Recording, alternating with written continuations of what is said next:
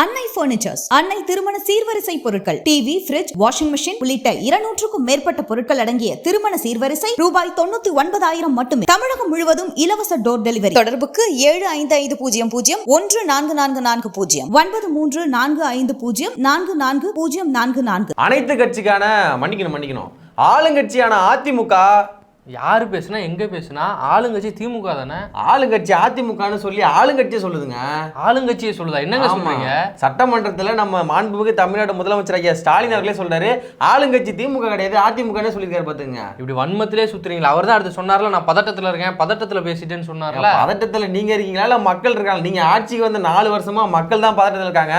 சரி, அதெல்லாம் விடுங்க. சட்டமன்றத்தில் நம்ம ஐயா முதலமைச்சர் அவர்கள் என்ன பேசினாங்க, ஏன் பதட்டப்பட்டாங்க, ஆளுங்கட்சி அதிமுகன்னு ஏன் வளர்னாங்க அப்படின்றத பத்தி தான் இந்த ஷோல நம்ம பார்க்க போறோம்.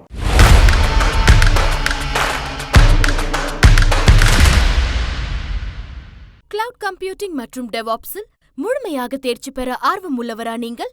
இந்தியாவிலேயே முதல் முறையாக இகாஸ் கிளவுட் 1-to-1 மற்றும் குழு முறையிலும் அனுபவம் மிக்க பயிற்சியாளர்களால் ஆன்லைன் வழியாக வகுப்புகளை வழங்குகிறது. தினசரி மற்றும் வாராந்திர பயிற்சி வகுப்புகள் மூலம் கிளவுட் மற்றும் டெவாப்ஸ் சான்றிதழ்களை பெறலாம். மேலும் தொடர்பு கொள்ள www.ecoscloud.com என்ற இணையதளத்தில் பார்வையிடுங்கள்.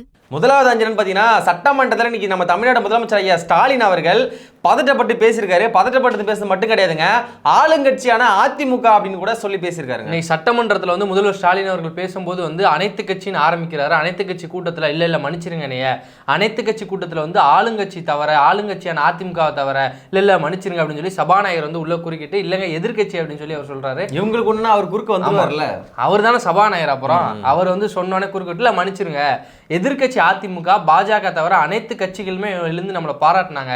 எதுக்கு பாராட்டினாங்கன்னு பார்த்தீங்கன்னா, உச்சநீதிமன்றம் வரைக்கும் நம்ம சென்று நம்மளோட மாநில உரிமைகளை வந்து பாதுகாத்துருக்கோம், அதற்காண்டி வந்து எல்லாரும் பாதுகாட்டினாங்க அப்படின்னு சொல்லி பேசியிருந்தாரு. பேசும்போது இந்த மாதிரி உலர்னதுனால சபாநாயகர் உள்ளக்க வந்து புகுந்து அவரை வந்து சேஃப் பண்ணாரு அப்படிங்கிற மாதிரி எதிர்கட்சிகள் வந்து பேசிட்டு இருக்காங்க. அது மட்டும் இல்லாமல் இன்னைக்கும் வந்து சட்டசபையிலிருந்து எதிர்கட்சிகள் வந்து வெளிநடப்பு செஞ்சிருக்காங்க. எதிர்கட்சி அதிமுக நேற்றும் வந்து வெளிநடப்பு செஞ்சிருந்தாங்க, இன்னைக்கு வெளிநடப்பு செஞ்சிருக்காங்க. தொடர்ந்து சட்டமன்றத்தில் அதிமுக இல்லாத சட்டமன்றம் தான் நடந்துகிட்டு இருக்கு. இவங்க வந்து ட்ரோல் பண்ணிட்டு இருக்காங்க, யாருமே இல்லை சட்டமன்றத்தில், யாருக்காண்டி பேசுறீங்க, எதிர்கட்சியில் சட்டமன்றத்தில் யாரு டீ ஆத்துறீங்கன்னு சொல்லி ஆளுங்கட்சி தொடர்ந்து அவங்க ரோஸ்ட் பண்ணிட்டு இருக்காங்க. அனைத்து கட்சின்னு சொல்லி மன்னிப்பு கேட்குறீங்க, அதுக்கப்புறம் ஆளுங்கட்சி அதிமுகன்னு சொல்லி அதுக்கப்புறம் இன்னொருத்தவங்க சொல்லி தான் நீங்கள் மன்னிப்பு கேட்குறீங்க. இப்படி மன்னிப்பு மேலே மன்னிப்பு கேட்டீங்கன்னா முதல்ல நீங்கள் ஆட்சிக்கு வந்ததுக்கு மக்கள்கிட்ட மன்னிப்பு கேட்கணும். எங்களெல்லாம் நம்பி நீங்கள் ஆட்சி அதிகாரத்தை கொடுத்தீங்க பார்த்தீங்களா அப்படின்னு. அதே மாதிரி தான் கொலை கொள்ளை திருட்டு சங்கிலி பருப்பு தாலி அரிப்புங்கிறீங்க. நான் 2500 1500 கூட்டினா 5000 சொல்கிறீங்க. சுதந்திர தினத்துக்கும் குடியரசு தினத்துக்கும் வித்தியாசம் தெரியல. என்னையா எல்லாம் எதிர்கட்சி சொல்றாங்க இப்படின்னு உங்க மேல 1000 குற்றச்சாட்டை எதிர்கட்சிகள் அடிக்கிட்டே போறாங்க. அதுக்கு தகுந்த மாதிரி நீங்களும் உங்க வாயை வச்சுட்டு சும்மா இருக்காம நீங்களே ஒரு இடங்கள்ல சொல்லியிருந்தீங்க, காலையில தூங்கி எந்திரிச்சா ரொம்ப பயமா இருக்கு, நம்ம கட்சிக்காரங்க என்ன பேசி வச்சிருக்கான்னு நினைக்கும் போது ரொம்ப பயமா இருக்குன்னு சொல்லியிருந்தீங்க. உங்க கட்சிக்காரன் பேசுறானோ பேசலையோ, ஆக மொத்தத்தில் நீங்களே உங்க வாயை கொடுத்து மாட்டிக்கிறீங்க. அனைத்து கட்சி மன்னிக்கவும், ஆளுங்கட்சியான அதிமுக தவிர்த்து எதிர்கட்சியான பதட்டத்தில் இருக்கிறேன் நான். அடுத்த அஞ்சல் என்ன சொல்லி பார்த்தீங்கன்னா, பரந்தூர் விமான நிலையத்துக்கு முதற்கட்ட ஒப்புதல் வந்து ஒன்றிய அரசு வழங்கியிருக்கு. அதனால மாநில அரசு ரொம்ப மகிழ்ச்சியில் இருக்குது அப்படின்னு சொல்லி தகவல் வெளியாக இருக்கு. ஆமாங்க, ஏற்கனவே பார்த்தீங்கன்னா தமிழ்நாட்டில் இருக்கிற ஏர்போர்ட்லேயே வந்து ஓடுறதுக்கு விமானம் கிடையாது. தமிழ்நாட்டில் வந்து பார்த்தீங்கன்னா சென்னையில் ஏர்போர்ட் இருக்குது, கோயம்புத்தூர், தூத்துக்குடி, மதுரை, இந்த மாதிரி எத்தனையோ இடங்கள் ஏர்போர்ட் இருந்தாலும் கூட இங்கே இருக்கிற ஏர்போர்ட்லேயே வந்து ஓடுறதுக்கு வந்து விமானம் கிடையாது. புதுசாக எதுக்காக பரந்தூரில் கொண்டு போய்க்கிறீங்க? பரந்தூரில் நீங்கள் வைக்கிறோன்னே தளபதி விஜய் அவர்கள் பாஞ்சு போயிட்டு அங்கே எவ்வளோ ஆர்ப்பாட்டமாக கேரவனில் உட்காந்து பார்த்துருப்பீங்களா நீங்கள்? கண்டிப்பா எவ்வளவு மக்களுக்காக பேசி எவ்வளவு எதிர்ப்புகள் வந்துட்டு இருக்குது. அதே மீறி நீங்க வைக்கிறீங்கன்னா பார்த்துட்டு சும்மா இருப்பாங்களா? தொடர்ந்து நாம் தமிழர் கட்சி எத்தனையோ முறையில் வந்து போராட்டம் பண்ணிட்டு இருக்காங்க. பரந்தூர்ல நான் இருக்க வரைக்கும் விமான நிலையம் வரவே வராதுன்னு சொல்லி நாம் தமிழர் கட்சியின் தலைவர் சீமான் அவர்கள் சொல்லிக்கிட்டே இருக்காங்க. அதே மீறி ஒன்றிய அரசு முதல் கட்டமாக ஒப்புதல் வழங்கியிருக்கீங்க. பார்க்கலாம், ஏற்கனவே பேனாசில் வைக்கிறேன்னு சொல்லி ஒரு கும்பல் சொல்லிச்சு, நீ வையி நான் உடைக்கிறேன்னு இல்லைன்னு பாருன்னு சொன்னார். அதுக்கப்புறம் கப்பு சிப்புன்னு மூடிட்டாங்க. இப்போ நீங்கள் ஆரம்பிச்சிருக்கீங்க, அடுத்த கட்டமாக எந்த மாதிரி எதிர்வினை வரும்னு பாருங்க. பரந்தூர் மக்கள் வந்து தொடர்ந்து 1000 நாட்களில் வந்து போராடிட்டு இருக்காங்க. அப்படி போராடிட்டு இருக்கு ஏதாவது ஒரு பயனுள்ளது நடந்திருக்கா? மாநில அரசு மத்திய அரசு இதை பற்றி ஏதாவது தகவல் கொண்டு போயிருக்காங்களா? இங்கே வந்து மக்கள் போராடிட்டு இருக்காங்க, நீங்கள் அந்த திட்டத்தை வந்து நிறுத்தணும் அப்படின்னு சொல்லி எந்த ஒரு இதுவும் கொண்டு போல. மொத்தம் 5476 ஏக்கரில் வந்து 27,400 கோடி ரூபாய்க்கு வந்து இந்த டெண்டர் வந்து போடப்பட்டிருக்கு. இதை வந்து ஒன்றிய அரசு வந்து வெளியிட்டிருக்காங்க. இதுக்கு வந்து நம்ம மாநில அரசு வந்து ரொம்ப குஷியில் இருக்கிறாங்க. ஆனால் 2 பேரும் சேர்ந்து தானே இந்த பரந்தூர் விமான நிலையத்தை இருப்பாங்களா? பக்கத்தில் 1000 ஏக்கர் இருக்குல்ல, லேண்டு வாங்கி போட்டிருக்காங்க. அந்த லேண்டை விற்கிறதுக்கு இங்கே வந்து விமான நிலையம், அதாவது இவங்க நிலம் வாங்கினாங்க, விமான நிலையம் வந்துச்சு இல்லை, விமான நிலையம் வரப்போது இவங்க இடம் வாங்கினாங்க. இப்படி வந்து கூட்டி கழிச்சு பார்த்தீங்கன்னா கணக்கு சரியாக இருக்கும். ஆனால் 1000 நாட்களாக போராடுற விவசாயிகளோட நிலைமை என்ன அப்படிங்கிறது மாநில அரசுக்கும் கவலை இல்லை, மத்திய அரசுக்கும் கவலை இல்லை. அவங்களோட ஒரே கவலை அவங்களோட லேண்டு நல்லா வியாபாரம் நடக்கும்னு. தமிழ்நாட்டில் தீர்க்கப்பட வேண்டிய விஷயங்கள் எவ்வளவோ இருக்கு. கிட்டத்தட்ட பள்ளி கல்வித்துறைக்கு வந்து நீங்கள் வந்து நிதி ஒதுக்காமல் இருக்கீங்க, மெட்ரோ ரயில் திட்டத்துக்கு நிறைய நிதி ஒதுக்காமல் இருக்கீங்க. தமிழ்நாட்டை நீங்கள் சீரமைக்கணும், தமிழ்நாட்டில் நிறைய வளர்ச்சி பாதையை நீங்கள் வந்து உருவாக்கணும் அப்படின்னா எண்ணற்ற வழிமுறைகள் இருக்கு. அதுக்கெல்லாம் நீங்கள் நிதி ஒதுக்காத நீங்கள் எதற்காக விமான நிலையத்தை மட்டும் குறி வச்சுட்டு இருக்கீங்க? ஏன்னா அதானிக்கும் அம்பானிக்கும் இது மூலயமா வருமானம் வரும், மற்றதில் நம்ம செலவு பண்ணால் வராது. அதுதானங்க அவங்களுடைய முடிவு. அடுத்த அஞ்சல் பார்த்தீங்கன்னா மத்திய உள்துறை அமைச்சர் அமித்ஷா அவர்கள் சென்னை வராருங்க. சென்னை வருவது மட்டும் இல்லாமல் கிண்டி நட்சத்திர விடுதியில் வந்து தங்கி 2 நாட்கள் வந்து கலந்தாய்வு கூட்டம் நடத்தி யார் அடுத்த தலைவர் முடிவெடுக்க போறாருன்ற மாதிரி செய்திகள் வெளியிட்டிருக்கு. தொடர்ந்து வந்து எடப்பாடி பழனிசாமி அவர்கள் வந்து அமித்ஷா வந்து போய் சந்திச்சுட்டு வந்தாரு. அதன் பின்பு செங்கோட்டையன் போய் சந்திச்சதா தகவல் வெளியானுச்சு. அதன் பின்பு அண்ணாமலை போய் சந்திச்சுட்டு வந்தாரு. இப்போ நயினார் நாகேந்திரன் டெல்லியில தான் முகாமிட்டு இருக்காரு அப்படிங்கிற தகவல்லாம் வெளியாகிட்டு இருக்கு. பாஜகவுடைய தலைவர் யாரு, அண்ணாமலை வந்து மாற்ற போகிறாங்களா, இல்லை அண்ணாமலை தான் தொடர போகிறாரா அப்படிங்கிற பல கேள்விகள் வந்து எழுந்துகிட்டே இருக்கு. இதுக்கிடையில வந்து அண்ணாமலை தான் அடுத்த பிரதமர் அப்படிங்கிற மாதிரி உருட்டிக்கிட்டு இருக்காங்க.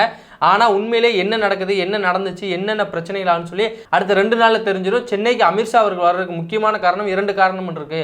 ஒன்று அதிமுக கூட கூட்டணி பேச்சுவார்த்தையை உறுதி செய்யணும், இன்னொன்று வந்து பாஜக தலைவராக அடுத்து யாரை நியமிக்கலாம், இல்லை அண்ணாமலை தொடர்றாரா அப்படிங்கிற அறிவிப்பு அடுத்த 2 நாட்களில் வந்துடும் அப்படிங்கிற மாதிரியான தகவல் வெளியாயிருக்கு. இன்றைய அரசியல் காலகட்டத்தில் அமித்ஷாவுடைய வருகை வந்து பரபரப்பாக பேசப்படுகிறது. ஏற்கனவே நிர்மலா சீதாராமன் அதே கிண்டில உள்ள ஒரு தனியார் நட்சத்திர விடுதியில் வந்து தங்கியிருந்தாங்க. அதை வந்து சீமான் அவர்கள் போயிட்டு சந்திச்சிட்டாங்க. 2 பேரும் வந்து சந்திச்சு கூட்டணி விஷயமா பேசினாங்க அப்படின்ற மாதிரி நிறைய ஊடகங்கள், அது முக்கியமான ஊடகங்கள்ல வந்து செய்திலாம் வெளியானது. ஆனால் உண்மையிலேயே வந்து நான் சந்திக்கவே இல்லைன்னு சொல்லி அவர் ஒரு பக்கம் சொல்லிட்டாரு. அண்ணனுக்கு இப்போ ஒரு வேண்டுகோள் சீமான் அவர்களுக்கு, தப்பி தவறு கூட கிண்டி பக்கம் போயிடாதீங்கன்னு, மறுபடியும் நீங்க வந்து உள்துறை அமைச்சர் அமித்ஷா அவர்களை சந்திச்சிங்க அப்படின்னு திரும்பி ஒரு பொய்யான செய்திகள் கிளப்பி விட்டுருவாங்க. அடுத்த அஞ்சல் என்ன சொல்லி பார்த்தீங்கன்னா, இன்றைக்கு வந்து அனைத்து சட்டமன்ற கட்சி கூட்டம் வந்து இன்னைக்கு நடந்துச்சு. இதை தொடர்ந்து அண்ணாமலை அவர்கள் வந்து பேசியிருக்காரு. நீங்க வந்து நீட் தேர்வு வேண்டாட்டா நீதிமன்றம் போங்க, அனைத்து கட்சி கூட்டம் போடுறோம், தீர்மானம் நிறைவேற்றுன்னு ஏன் நாடகம் நடத்துறீங்கன்னு சொல்லி திமுகவை பார்த்து கேட்டிருக்காரு. ஆமா, எதனால அந்த கேள்வி எழுப்பிக்கிறேன் பார்த்தீங்கன்னா, ஏற்கனவே டாஸ்மார்க்ல கிட்டத்தட்ட 1000 கோடி ரூபாய் ஊழல் நடந்திருக்கு. அந்த ஊழல் நடந்து வந்து அமலாக்கத்துறை சோதனை தான் வெளியிட்டிருந்தாங்க. இது குறித்து வந்து குற்றப்பத்திரிகை இன்னும் வெளியாகாம இருக்குது அப்படின்னு சொல்லி செந்தில் பாலாஜி அவர்கள்லாம் வந்து கிட்டத்தட்ட உச்சநீதிமன்றத்தை நாடி வழக்கெல்லாம் தொடர்ந்தாங்க. அதுக்கெல்லாம் நீங்க வழக்கு தொடுக்கிறீங்க, டாஸ்மாக்ல ஊழல் நடந்துச்சு, அந்த குற்றப்பத்திரிகை வெளியாகலன்றதுக்காகலாம் நீங்க வழக்கு தொடுக்கிற நீங்க நீட் தேர்வு வந்து நிரந்தரமா ஒழிக்கணும்னு நீங்க திமுக அரசு நினைச்சீங்கன்னா எதற்காக நீங்க உச்சநீதிமன்றத்தை நாடுல வழக்கு எதுக்காக தொடுக்கல? அப்ப இதுலயே தெரியுது நீங்க நாடகம் ஆடுறீங்க அப்படின்ற மாதிரி அண்ணாமலை அவர்கள் கேள்வி எழுப்பியிருக்காங்க. கடந்த 4 ஆண்டு காலத்துல எத்தனை தீர்மானங்கள் நிறைவேற்றிட்டீங்க, பல முறை அனைத்து கட்சி கூட்டம் போட்டிருக்கீங்க, ஏன் ஒரு முறை கூட நீதிமன்றத்துக்கு நீங்க போகல, நீட் தேர்வு வேண்டாம்னு சொல்லி ஏன் நீதிமன்றத்துக்கு போகல அப்படிங்கிற மாதிரி பல கேள்விகளை வந்து அண்ணாமலை கேட்டிருக்காரு. அது மட்டும் இல்லாமல் எதிர்க்கட்சிகள் பொதுமக்கள் என்ன கேட்குறாங்கன்னா, நாங்கள் ஆட்சிக்கு வந்த உடனே நீட் தேர்வை வந்து நாங்கள் ரத்து பண்ணிடுவோம், நீட் தேர்வு நாங்கள் ஆட்சிக்கு வந்தோடனே ரத்தாயிடுச்சுன்னு நம்பிக்கோங்க, எங்கள் கையில் ரகசியம் இருக்குது, நீட் தேர்வை ஒழிக்கிறதுக்கான ரகசியம் எங்கள் கையில் இருக்குதுன்னு சொல்லி உதயநிதி அவர்கள் பேசியிருந்தாரு. 4 ஆண்டு காலம் ஆயிடுச்சு. இன்னும் 4 ஆண்டு காலத்தில் ஒரு 4% கூட அதற்கான வேலைகளை நீங்கள் பார்க்கல அப்படிங்கிறது எதிர்க்கட்சிகளோட குற்றச்சாட்டாக இருக்குது. இன்னும் 1 வருஷம் இருக்குது, அதுக்குள்ளே இந்த நீட் தேர்வை ரத்து பண்ண முடியுமா முடியாதா அப்படின்னு சொல்லி பல கேள்விகள் இருக்கும்போதும் அனைத்து கட்சி கூட்டம் போடுவோம், தீர்மானம் நிறைவேற்றுவோம், கடிதம் எழுதுவோம், இதுதான் எங்கள் பணி அப்படிங்கிறது இதுதான் எங்கள் பணி அப்படின்னு சொல்லி மீண்டும் திமுக அரசு வந்து நிரூபிச்சிருக்கு. நாங்கள் ஆட்சிக்கு வந்தால் நீட் தேர்வு ஒழிப்போம் அப்படின்னு சொல்லி வாய்க்கிட்டே பேசின திமுக ஆட்சிக்கு வந்தோன்னு என்ன பண்ணிட்டாங்கன்னா, எங்கள் கூட்டணி கட்சிகள் காங்கிரஸ் வந்து ஆட்சிக்கு வரலங்க, பாஜக வந்துருச்சு, அதனால நாங்கள் ஒன்றும் பண்ண முடியாது, பாஜக வராமல் காங்கிரஸ் வந்திருந்ததுன்னா கண்டிப்பாக நாங்கள் நீட் தேர்வு ஒழிச்சிருப்போம் அப்படின்ற மாதிரி கட்டுக்கதை கம்பி கட்டுற கதெல்லாம் சொல்லி மக்களை ஏமாத்தினாங்க. கிட்டத்தட்ட 4 ஆண்டுகளாகி இன்னமும் நீங்கள் நீக்காமல் இருக்கீங்க. இந்த ஓராண்டுகளில் நீங்கள் நீக்க போறீங்க. அடுத்த 5 என்னன்னு பார்த்தீங்கன்னா, கிட்டத்தட்ட எம்ப்ளாய்மெண்ட்ல பதிவு பண்ண வேலையற்ற இளைஞர்கள் வந்து பார்த்தீங்கன்னா 32,33,000 பேர் வந்து எம்ப்ளாய்மெண்ட்ல பதிவு பண்ணி அரசு வேலைக்காக காத்திருக்காங்க. இந்த அறிக்கை வந்து சட்டமன்றத்தில் வந்து இன்னைக்கு வெளியாயிருக்கு. அதுல வந்து என்ன சொல்லியிருக்காங்க பார்த்தீங்கன்னா, அரசு வேலைக்காண்டி இதுவரை பதிவு பண்ணி 32,35,00,000 பேர் வந்து காத்திருக்காங்க. அதுல வந்து 18 இருந்து 25 வயது வரைக்கும் 7,58,839 பேர் இருக்காங்க. ஆண்கள் 17 லட்சம் பேர், பெண்கள் 14 லட்சம் பேர் வந்து வேலைவாய்ப்பு துறையில் வந்து பதிவு பண்ணி காத்திருக்கிறாங்க அப்படிங்கிற ஒரு அதிர்ச்சி கொடுக்குற ஒரு தகவலை வந்து சட்டமன்றத்தில் வந்து வெளியிட்டிருக்காங்க. நாங்கள் ஆட்சிக்கு வந்தவுடன் 1 கோடி இளைஞர்களுக்கு வேலைவாய்ப்பு வந்து வழங்கப்படும், அதில் குறிப்பாக அரசு வேலைவாய்ப்பு அனைவருக்கும் கிடைக்கும் அப்படின்னு சொல்லி திமுக சார்பில் வந்து பிரச்சாரம் பண்ணாங்க. ஆனால் இப்போ வரைக்கும் அது நிறைவேறலை. இத்தனை லட்சம் பேருக்கு வந்து எப்படி வேலைவாய்ப்பு இல்லாமல் காத்திருக்கிறாங்க, எப்படி பதிவு பண்ணிட்டு காத்திருக்காங்க அப்படின்னு சொல்லி பல அரசியல் விமர்சகர்கள் வந்து கேள்வி எழுப்புறாங்க. எத்தனை லட்சம் இளைஞர்கள் வந்து போட்டித் தேர்வுக்கு தயாராகி இன்னும் வந்து தேர்வு வந்து கிளியர் பண்ணி கூட பல பேருக்கு வந்து வேலை கிடைக்கல அப்படிங்கிற புலம்பல்களை நம்மளால கேட்க முடியுது. நேற்று தான் நம்ம தமிழ்நாடு முதலமைச்சர் ஐயா ஸ்டாலின் அவர் சொன்னாங்க, தமிழ்நாடு வந்து சிறப்பான வளர்ச்சி பாதை நோக்கி போயிட்டு இருக்குங்க, நிதியில் வந்து பார்த்தீங்கன்னா கிட்டத்தட்ட அதிகப்படியான ஒரு உயரத்துக்கு நம்ம தமிழ்நாடு அரசு போயிட்டு இருக்கு அப்படின்ற மாதிரி சொல்லியிருந்தாங்க.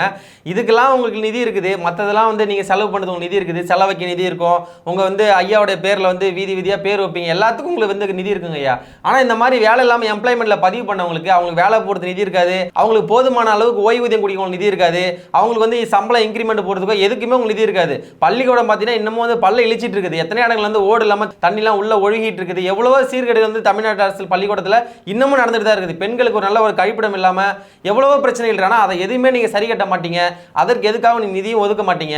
இந்த மாதிரி வேலையற்றவங்களுக்கு நீங்கள் வேலையும் வாங்கி தர மாட்டீங்க, காலம் ஃபுல்லாக படிச்சுட்டு சர்டிஃபிகேட்டை வீட்டில் வச்சு பூசை போட வேண்டியதான் அவங்களோட வேலை. அடுத்த அஞ்சல் பார்த்தீங்கன்னா மருந்து பொருட்களுக்கு இறக்குமதி வரி வந்து அதிகரிப்போம் அப்படின்னு சொல்லி அமெரிக்க அதிபர் ட்ரம்ப் அவர்கள் அறிவிச்சிருக்காங்க. அமெரிக்க அதிபராக ட்ரம்ப் பதவியேற்றல இருந்து பல வரிகளை வந்து அதிகரிச்சுட்டே வராரு, பல நிறுவனங்களுக்கான வரி அதிகரிச்சிருக்காரு. இதன் மூலமா அமெரிக்காவில் இருக்கிற மக்கள் வந்து பெரும் கலக்கத்தில் இருக்காங்க. அது மட்டும் இல்லாமல் அண்டை தேசங்களுக்கு அதிகமான வரியை வந்து வீச்சிருக்காரு, சைனாவுக்கு, ரஷ்யாவுக்கு, இந்தியாவுக்குன்னு சொல்லி இங்கேருந்து எந்தெந்த பொருட்கள்லாம் ஏற்றுமதி பண்ணுறோம் இறக்குமதி பண்ணுறோமோ அதுக்கு எல்லாமே வரியை வந்து ட்ரம்ப் வந்து உயர்த்தியிருக்காரு. அவர் யார்?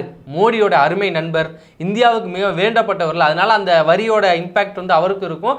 அவர் வந்து அப்படியே போகிற போக்கில் எல்லாத்துக்குமே வரி ஏற்றிருக்காரு. குறிப்பாக பார்த்தீங்கன்னா ஆளே வசிக்காத ஒரு தீவுக்கு வந்து வரி போட்டிருக்காரு, அங்கே வந்து இவ்வளவு சதவீத வரின்னு சொல்லி போட்டிருக்காரு.